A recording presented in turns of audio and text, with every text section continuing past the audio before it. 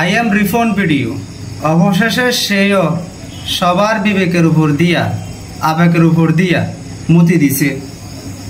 যে মানুষটাকে অন্ধের মতো বিশ্বাস করতেন, ভালোবাসতেন, যাকে দেখিয়ে মানুষকে উদাহরণ দিতেন, সাদামাটা সহজ সরল মানুষ রিফন মিয়া, আই এম রিফন ভিডিও, যার ভিডিও দেখে আমরা বিনোদন পাই, মজা পাই, হাসি।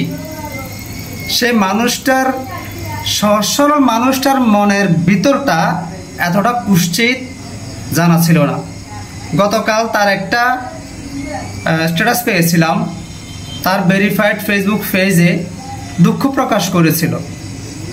কিছু টিভি চ্যানেলের সাংবাদিক নাকি তার বাড়িতে গিয়ে তার অনুমতি ছাড়া তার মায়ের সাথে, বাবার সাথে বা পরিবারের লোকদের সাথে কথা বলেছে, ইন্টারভিউ নিয়েছে গোপনে, সিক্রেটে।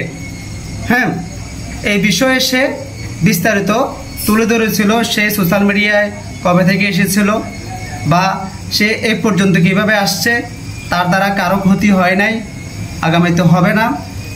এবং কি সে এটাও প্রকাশ করেছে বা স্বীকার করেছে সে একজন নিরক্ষর, মূর্খ, অক্ষর জ্ঞান নাই। তার পরিবারের মানুষগুলোও ঠিক এইরকম। এখন রিফন মিয়া যেভাবে তার মনের ভাবগুলোকে প্রকাশ করেছিল সেটা দেখে তো মনে করেন যে ওই সকল সাংবাদিকদের প্রতি একটা ঘৃণা জন্মাইছিল। অলরেডি আমরা অনেকে তাদেরকে নিয়ে মন্দসন্দ বলেছি, কিন্তু আজকে যখন এটিএন বাংলার সে নিউজটা দেখলাম, তার কথার সাথে আর এটিএন বাংলার নিউজের সাথে কোনো মিল পাচ্ছি না। আচ্ছা, বুঝলাম এটিএন বাংলার সাংবাদিকেরা মিথ্যা বলতেছে বা মিথ্যার আশ্রয় নিচ্ছে, কিন্তু রিফন মিয়ার মা, রিফন মিয়ার বাপ, তার পরিবার, তারা তো আর মিথ্যা বলতেছে না। অবশ্যই মা হয়ে সন্তানের বিরুদ্ধে মিথ্যা বলবে না, সন্তানের খারাপ চাইবে না, বা তার স্ত্রী সেও তার খারাপ চাইবে না, স্বামীকে নিয়ে উল্টাপাল্টা বলবে না। কিন্তু রিফন মিয়ার সাথে যখন সাংবাদিক কথা বলতে গেছে, তার কথার এক্সপ্রেশন, হ্যাঁ, সেখানেও মানে কিছু একটা বোঝা যাচ্ছে যে কিছু না কিছু হয়েছে। রিফন মিয়ার ঘরে স্ত্রী সন্তান আছে, সে সেটাও অস্বীকার করেছে, সে নাকি তার ভাবি। আপনার বিশ্বাস হয় ভাইয়ের বউ কখনো দেবরের বা বাসুরের বউ দাবি করতে? এটাও সম্ভব? বিশ্বাস হচ্ছে না। তো যাই হোক, কিছু তো কিছু গড়বড় অবশ্যই আছে। হয় তাকে নিয়ে ষড়যন্ত্র হচ্ছে, নয়তো বা যেটা আমরা দেখতে পাচ্ছি, শুনতে পাচ্ছি, এটাও বাস্তব হতে পারে। অবাস্তবতার কিছু নেই, অসম্ভব বলতে কিছু নেই। মানুষ যখন ভাইরাল হয়ে যায়, মানুষ যখন টাকা চিনে যায়, টাকার নেশায় পড়ে যায়, তখন তার ব্যক্তিত্ব হারিয়ে যায়, মনুষ্যত্ব হারিয়ে যায়।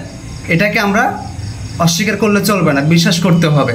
হয়তো বা রিপন মিয়া লোভে পড়ে গেছে, এখন তার ডিমান্ড বেড়ে গেছে, এখন তার সাথে কেউ দেখা করতে গেলে অনুমতি লাগে, এখন তার ফিএস আছে, ম্যানেজার আছে, তার সাথে দেখা করতে গেলে তার ম্যানেজারের কাছ থেকে, ফিএসের কাছ থেকে অনুমতি নিতে হবে।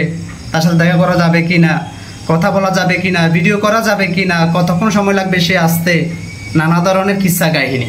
ঠিক আছে, তো যাই হোক, আসলে রহস্যের গন্ধ পাওয়া যাচ্ছে, রহস্যের গন্ধ পাওয়া যাচ্ছে।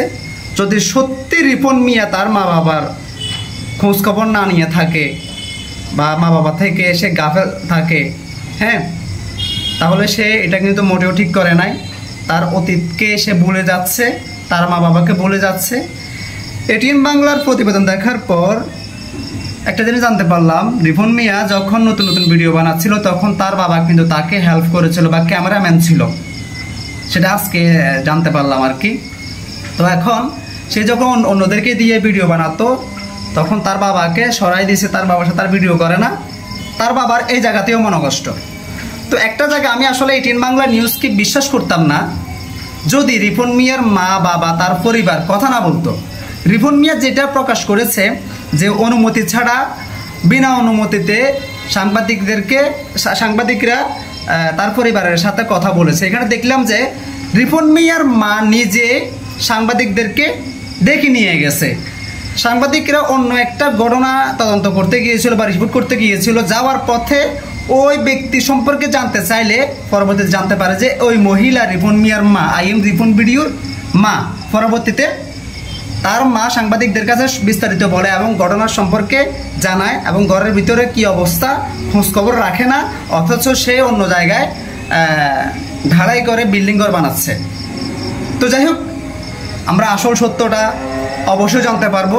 আজান দিচ্ছে চারপাশে, তো কথার বিস্তারিত বাড়ালাম না। সবাই ভালো থাকবেন, আল্লাহ হাফেজ।